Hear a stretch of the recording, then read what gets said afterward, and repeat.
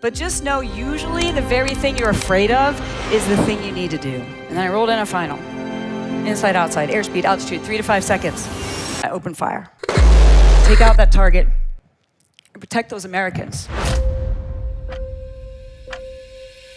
Don't tell me I can't be a fighter pilot just because I'm a girl, but it gave me the determination and the strength to say don't hold me down and don't hold me back. Now, I told you I survived abuse and assault. I had to come to a place of forgiveness. Bitterness is the pill you swallow expecting the other person to die. It's September 24th, 2005. I'm a squadron commander over in Afghanistan, and we are responsible for providing air cover 24/7 for our troops on the ground. We always have a two-ship, at least, of A-10s airborne. And when the troops are under fire, they call for our help. We may be on a routine combat mission, but we get diverted. They either could have people injured or killed already. On this particular day, my call sign was Bore 05, and I was getting ready to launch with a wingman who was highly experienced, but it was his first combat mission ever, and first mission in Afghanistan. And right before we launched, they said, there's a Navy Special Operations team in the southern part of Afghanistan doing a routine combat mission, a reconnaissance through a winding canyon, and they were ambushed by insurgents. They were surrounded, they were under fire, they were scattered, and they needed help. We sent a two-ship of A-10s who were airborne over to help them, but they were running out of gas. So we scrambled and launched with my wingman to show up and help them out, and provide that air cover. Now, the A-10 is powerful, but it's not fast. They often would just tell us a call sign, a radio frequency, and a grid coordinate, and tell us, go help those guys. So I showed up to relieve the other two-ship, and they needed to leave. So he just trained my eyes onto the canyon and a particular bend and a particular tree and said, I gotta go. And now I'm talking to the ground controller who's under fire. Jaguar 14 is his call sign. And he's trying to explain to me, as I'm in the air and he's on the ground, where the good guys are, where the bad guys are, because in situations like this, the risk is also I could make a mistake and I hurt the good guys. They're on the move, and they're very close. And we have amazing technology that helps us with precision. Sometimes the simplest tools work. He pulled out a pocket mirror from his pocket, shined the sun into my eyes, and said, here's where I am, don't hit me. And as he proceeded to tell me where everybody else was and where the target was, they were so close. So I picked the 30 millimeter as a weapon, because I knew it could destroy, while keeping the friendlies safe, and this is the size of one of the bullets. You want to be on the receiving end of this. And because they were so close, I rolled in for a rocket pass first. Some white smoke comes up, and I shot that just to make sure, is that really where you want me to hit? It's so close to you. My wingman is covering me as I'm potentially being shot at, and I pull up from that rocket pass, and he says, no, come closer to me, closer. It was nauseating feeling. And as I pulled up and I looked at my heads-up display, we see altitude, airspeed, dive angle. The bullets are not smart, but we do get precision computed weapons. And when we open fire, this is exactly where they're gonna hit, corrected for winds. But we still need to be precise in setting ourselves up for success in order to ensure that we achieve the mission. My entire heads-up display had failed. There's 4 levels of degradation, and all 4 had failed. I had to decide in the moment, what am I gonna do? Should I have my wingman come in and shoot? But his job has been to cover me. He wasn't paying attention and plotting everything. He's supposed to follow me in. Do I just hold and ask for other A-10s to come and relieve us? Because I could be responsible for killing Americans if I don't get this right. I decided to do what I had been trained to do and what I trained my squadron to do over and over and over again, which was basically employing with World War II technology. It's a fixed gun sight. And you basically set yourself up on a base position, distance, altitude, and airspeed from the target. And then you roll in, you got 3 to 5 seconds on final to be as precise as possible. Because if you're a little bit fast, it's gonna go long. And if you're slow, it's gonna go short. If you're high, it's gonna go short. If you're low, it's gonna go long. If you're steep, it's gonna go long. If you're shallow, it's gonna go short. It could be a combination of those. You gotta do some math in public. I teach school, I go to school kids all the time. Like, now's not the time to pull out your iPhone. You've got to understand pattern recognition. But now I'm looking outside, I'm looking inside, I'm looking inside, looking outside, looking inside. That's the kind of pattern I needed to fly. I didn't have time to be afraid. I felt afraid, but I didn't have time to be afraid. Talk about just getting into a focused flow in the present. I knew I had what it took. I felt some doubt. What if I killed them? But they needed me. So I set myself up on a base position. I looked at all the calculations on my knee board. I didn't even tell my wingman that I'm going to be employing in what we call standby pipper. I made some corrections. I said a little fighter pilot's prayer. Dear Lord, let me not fuck this up. And then I rolled in a final. Inside, outside, airspeed, altitude, 3 to 5 seconds. I opened fire. And I pulled off from the target. And I waited to hear from Jaguar 1-4. And I waited, and I waited, and I waited. Then a radio call came out, 405, Shack, from Jaguar 1-4. Come in with your wingman, reattack. It's the best words I'd ever heard said on the radio in my life. We did 3 more rounds of that, built my confidence. I can do this. I can do it again and again and again. Take out that target and protect those Americans. And we covered them with 2 ship of A-10s throughout the rest of the afternoon and the evening. And we were able to extract every single one of them out alive that night. Every single one.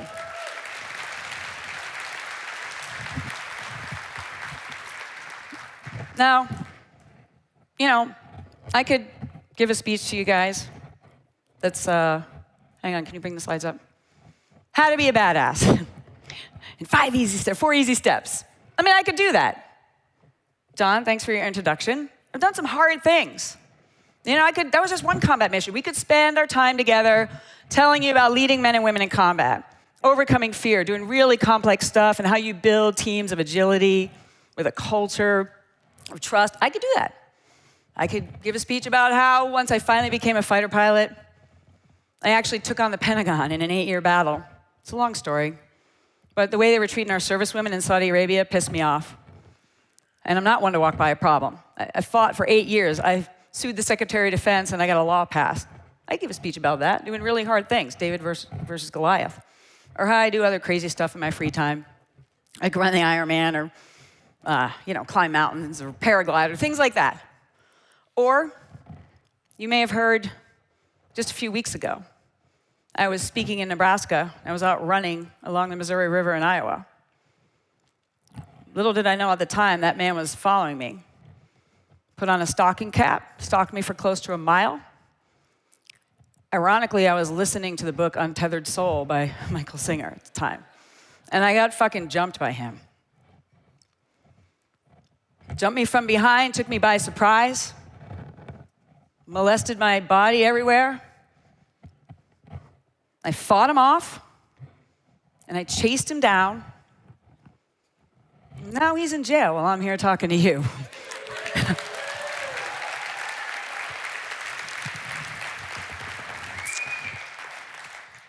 I could give that speech, but the truth is, I'm not always a badass. I'm not always courageous. I've not always been this way either. And there have been times in the last few weeks, I'm just warning you, I'm in the messy middle right now, as I've been processing through what I just experienced. And you may think, like, oh, I don't fly fighter jets. What does she have to offer? But the truth is, you're just like me. You're fucking driven. Sorry, that's 3 F-bombs already. I promised I wasn't going to do it. You're extremely successful. You've done nearly impossible things. Like me, you're feisty. You don't want anybody telling you what to do. Maybe you're a little ADHD, anybody?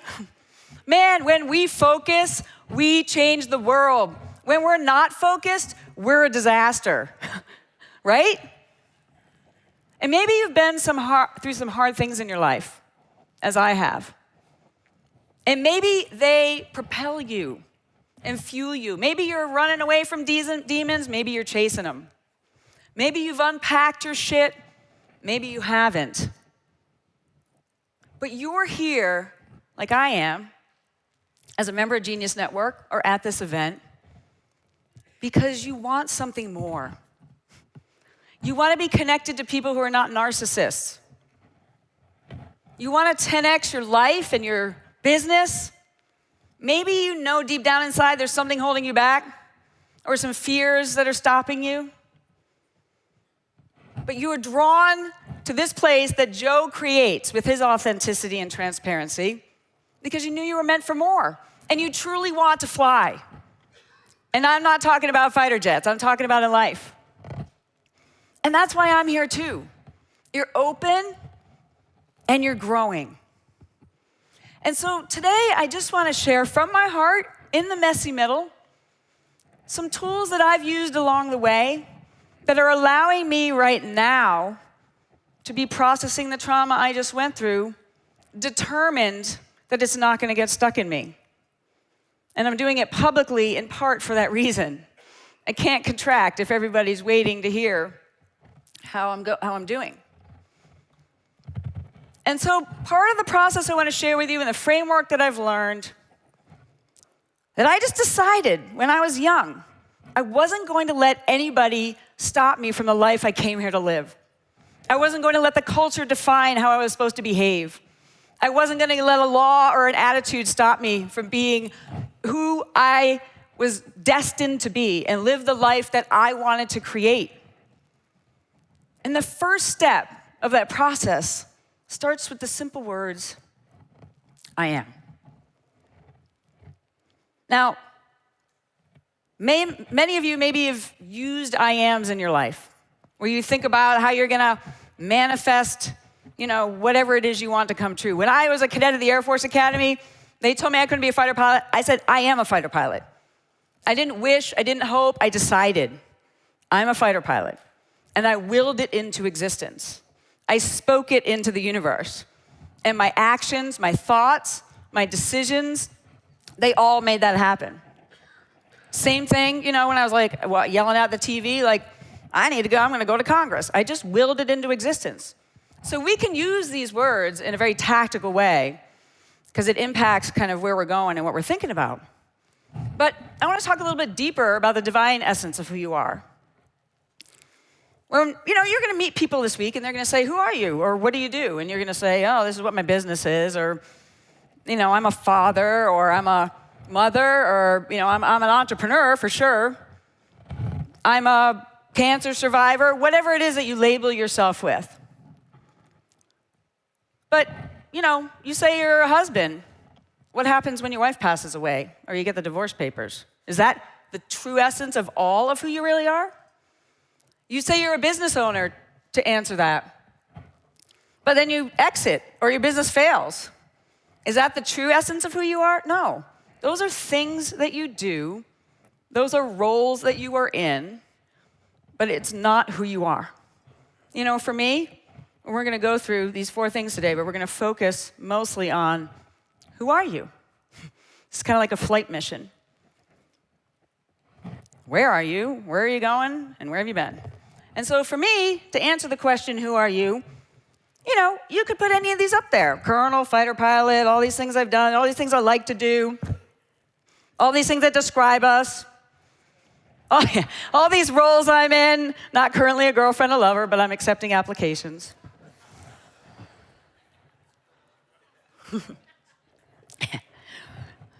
Sorta.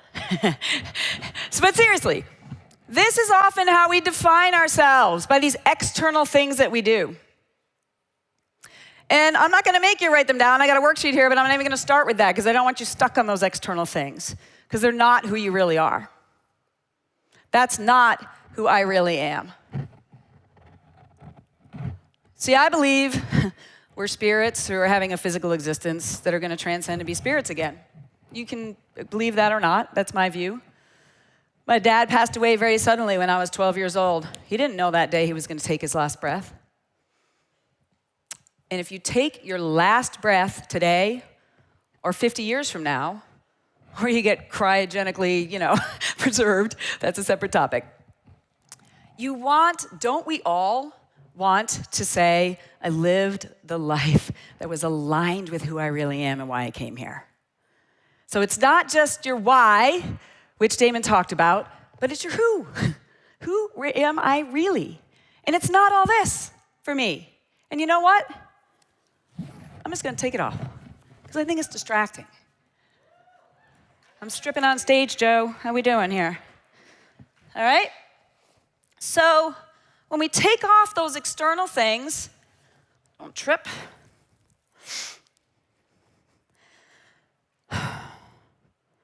Not actually naked, but we can feel a little naked, if that makes sense. You're the veteran who leaves service. Now what am I? Now who am I? You're a mom whose kids spend Thanksgiving with your ex-husband. Now who am I? Feels a little exposed. And so we can often then, when we're standing here and our loss of footing, a health diagnosis, a business failure, an exit, whatever it is that might be happening in your life, when the external things are not defining us anymore, we can be like, oh, now who am I? And then we often attach who we are to how we feel. Can anyone relate to that? Especially in those moments of vulnerability. Guys, I've been through a rough few weeks. I mean, I was attacked and assaulted and molested. And it wasn't the first time. My dad passed away when I was 12. My mom was not super nurturing beforehand. She's still alive, so don't tweet that out. She basically, 5 kids, hit by a 2x4, went back to school and back to work. She just disappeared, and all of a sudden, I'm like essentially parentless at 12. And my whole world is rocked. And as I was driven to make my dead father proud, because he told me that before he died, I was looking for any teachers, coaches, anybody, can somebody help me? And I had this amazing coach who was in my track and cross country, and he moved on to another job, and I transferred that trust to an authority figure more than twice my age. And he violated that trust. When I was in high school, I lost my virginity to my track coach. And when I struggled with that, he laughed at me, gave me chocolate-covered cherries for Christmas, manipulated me and threatened me. I know many of you have been through something the same. And off I went to the military because I was like, he's not going to stop me.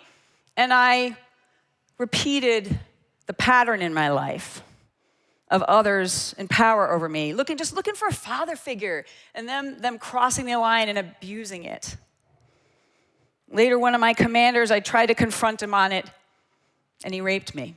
I'm just being raw, you guys. And at the time, I kept functioning like all of us do, because we just suppress it. We just don't hold me back, don't hold me down. In fact, those things propelled me on my path. Don't tell me I can't be a fighter pilot just because I'm a girl. I wasn't fully aware of the impact positively this had on my life yet, but it gave me the determination and the strength to say, don't hold me down and don't hold me back. And over the years, I did the work eventually to integrate, to heal. And I feel like, I'm in a pretty good place. I feel whole, mind, body, spirit. I feel alive. I'm free. And then I got attacked. And I started asking, wait a minute, I thought I graduated from the lesson. The answer is yes. I wasn't putting out victim energy at all. I mean, I fought off the motherfucker and I chased him down. Sorry. So that actually reminded me that I graduated from the lesson, okay? But let me just say,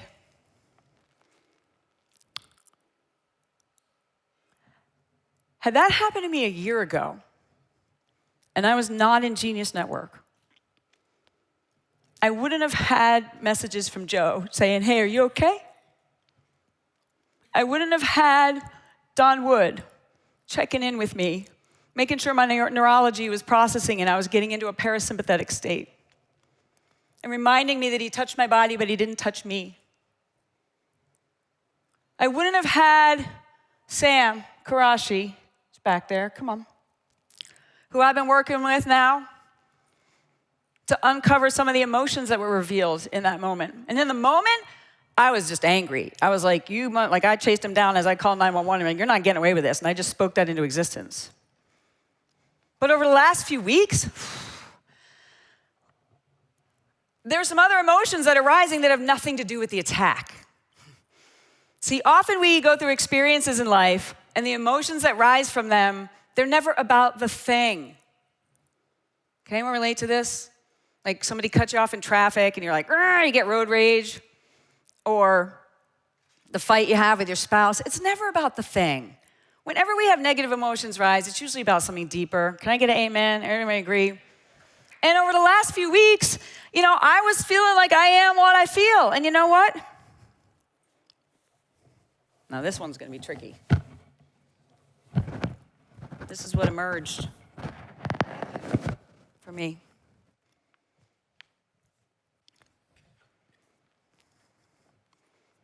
I feel sad. I feel alone.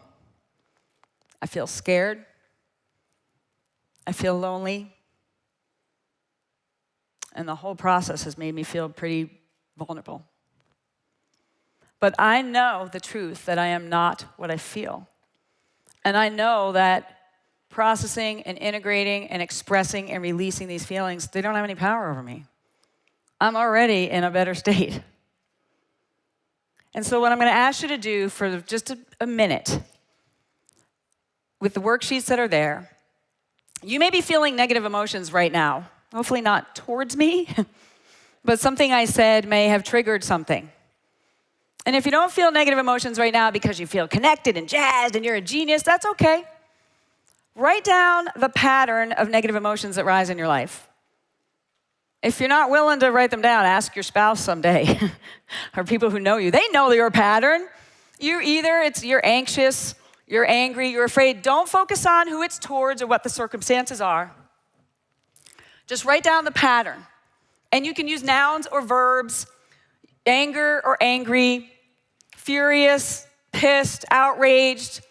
You can describe it. I feel like I'm overwhelmed.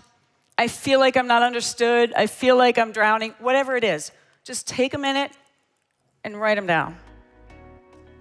Hey, I hope you're enjoying this video, and I want to let you know that I have a new book that's come out, and if you'd like to get it absolutely free, there's a link below in the description, or you can wait till the end of this video, or you can simply go to joesfreebook.com and you can get a copy there. Okay. Now, this is not an exhaustive process. I would encourage you throughout the next days and the weeks ahead to spend a little time with yourself and explore these a little bit more. Because just expressing them has power, and expressing them can release them. And you may need to just microprocess something. You may need to go deeper, Make sure you're taking the path that works for you. Work with Sam. Do whatever you need to do to find freedom from these emotions. But how you feel is not who you are. So when you think about the divine essence of who you are, when you think about if your funeral is next week and you took your last breath tonight, how people are going to describe you if they really know you. And they're the attributes that language doesn't even perfectly capture of the unique and wonderfully made human that you are, distinct from everybody else. I reached out to some of my closest friends because I coach on this, and I was like, hey, you give me these I ams, and they gave me a lot. It was more than 5 because we're complex people. And it's not, when you think of, I'm going to go through an I am drill with you here in a second. So when you're thinking about your I ams that describe me, it's your identity. It's going to impact your habits and your decision making. It's going to impact the direction you go in. It's going to impact what you say yes to and what you say no to if you stay grounded in it. So as you write them down, nouns or verbs, it doesn't matter. Don't overthink it. Like what comes to your mind? If it's your funeral and somebody is giving you the top 5 things that describe you, what are they going to say if they really captured you? May not be how you're behaving right now, and that's okay. And you may feel embarrassed to write it down because you're like, I don't always act that way. Well, I'm not always courageous, but that's one of mine. So take some time now and write down at least 5 of your true I ams of who you really are. All right, so for the big reveal here, I am not my feelings. I am not my flight suit. I am not a colonel or a senator. But what I am is courageous, integrity, generous, growing, and fucking relentless. So, what I want you to do now, because speaking them out really matters, and I got this idea from Keith Mercurio, who spoke at Tommy Mello's event, and he's letting me use it. I want you to pair off, stand up, and find somebody at your table. And this can be uncomfortable. I want you to look them in the eye, and I want you to say your I ams, okay? Look them in the eye. This is fascinating. We don't want to look someone in the eye when we do it. Say them, and then the other person, wait, listen up. The other person is going to say, yes, you are, and high five you. And then you're going to swap. Do it 3 times. 3 times, all right? Say your I ams, look them in the eye. The other person says, yes, you are, and high fives. All right, everybody. Just bring it home, bring it home. How did that feel? How did that feel? That feel good? You're embodying yourself, right? You're embodying the true essence. So now that we've embodied who we are, I want you to go through the next step, which is, where am I? Now that I'm grounded in who I am, the next step on the worksheet may feel a little uncomfortable. Just be brutally honest. This gets into what Joe was talking about this morning, what I say I care about and what I'm committed to. What I'm committed to is actually reflecting what is in my life right now.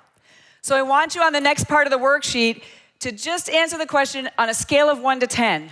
How are these different areas of my life aligned with who I really am? My marriage, my bank account, my calendar. You can see the list there, okay? So don't overthink it. Just run through it really quick. Give yourself a 1 to 10. Be compassionate on yourself. Be honest with yourself, okay? Go. So as we think about where we are, I have a couple of the nuggets to share with you. The first is called a jackass in a hailstorm. 1997 was one of the most difficult years of my adult life. I had lost 2 friends back to back in A-10 crashes, 1 month after the other. I had a marriage that was failing. I was unpacking my trauma from the past, and I was in the messy middle, and I hadn't found my footing yet. And I went into a chaplain to get a pity party from him. And what he told me was, Martha, sometimes we're like a jackass in a hailstorm. You just got to sit there and take it until the weather changes. From the chaplain. And I was like, well, thank you. That was like very compassionate of you. But I obviously remembered it because it's true.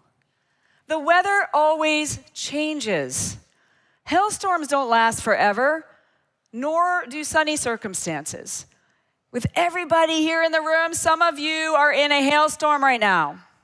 Some of you are like, oh, everything's great. Just wait. Many of us are in the middle. The point is, everything is impermanent. Hold it with an open hand. Be unattached to any outcome. Stay true to who you are. And when it's down, when you're down, reach out to those resources like I've done in the last few weeks. And when you're up, look who else you can help and help pull them up.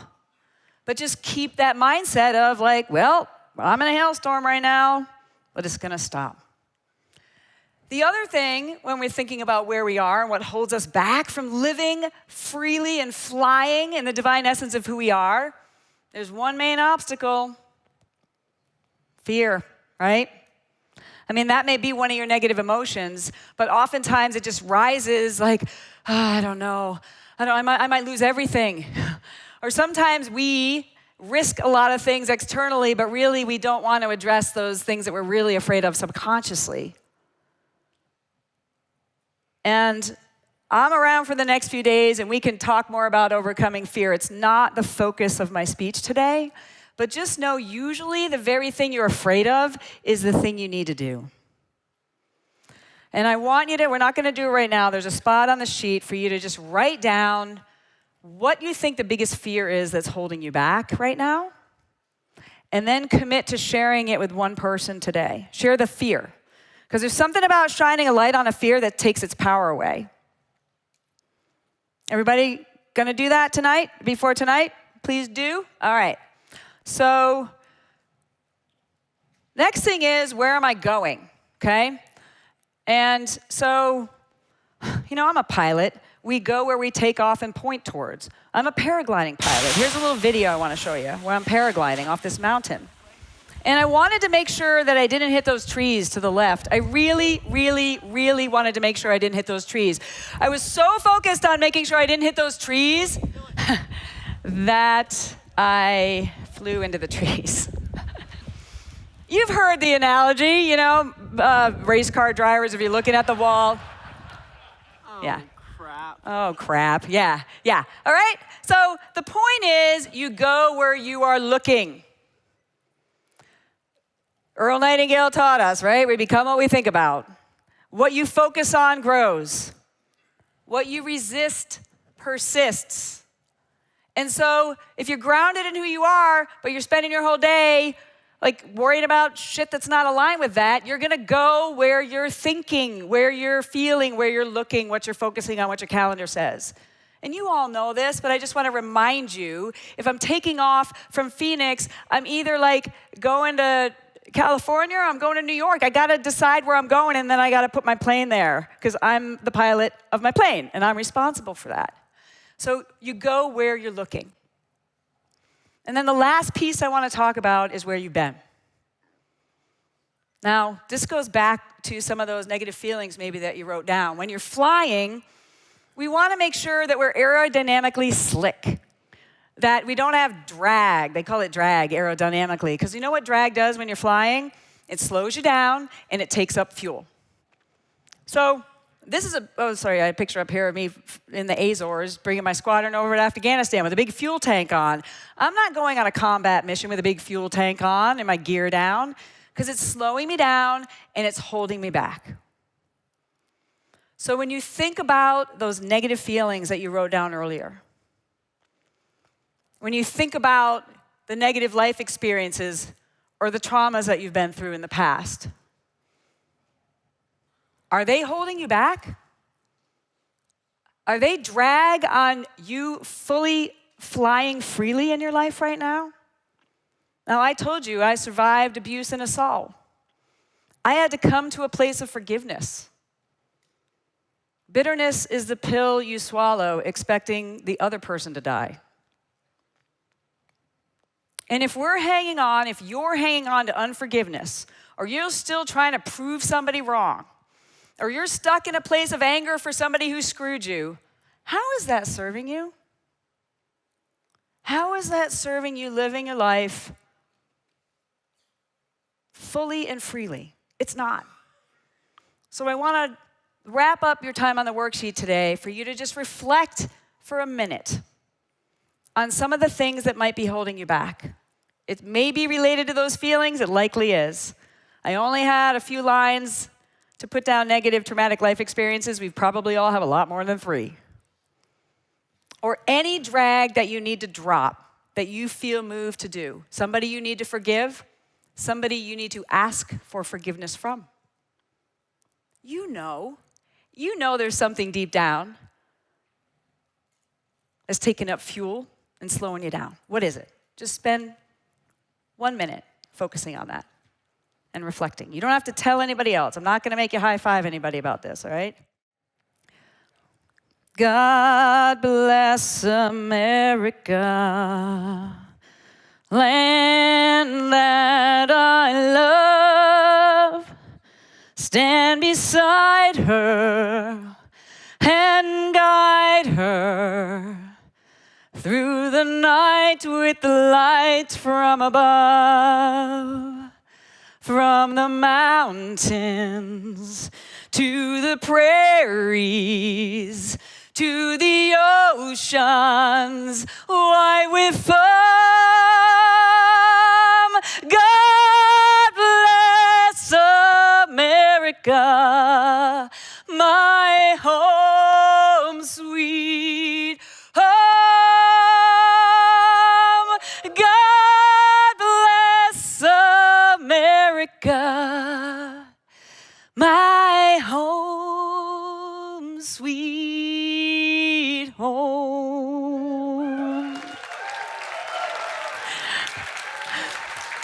You guys.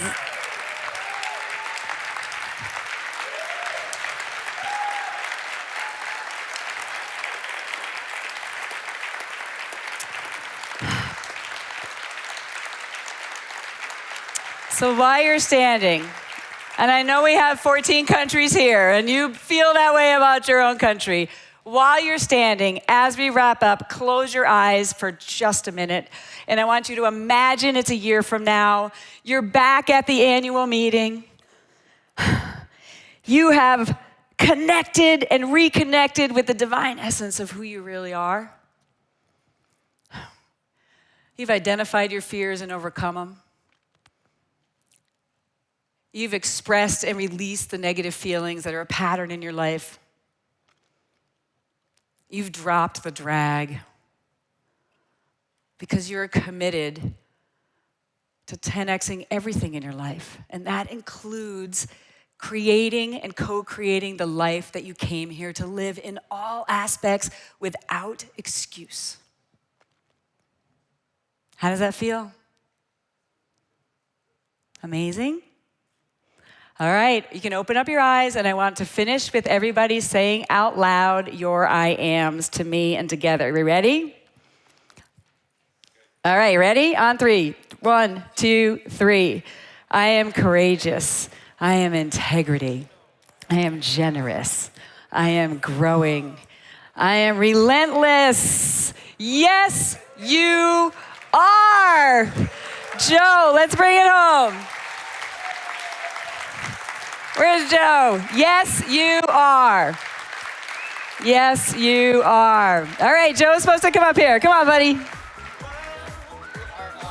You are amazing. Thank you, thank you, thank you. Okay, I hope you found that video awesome and useful. So if you want to get a free copy of my book, I want you to click here. And if you want to watch some more videos that'll be useful and awesome, click here.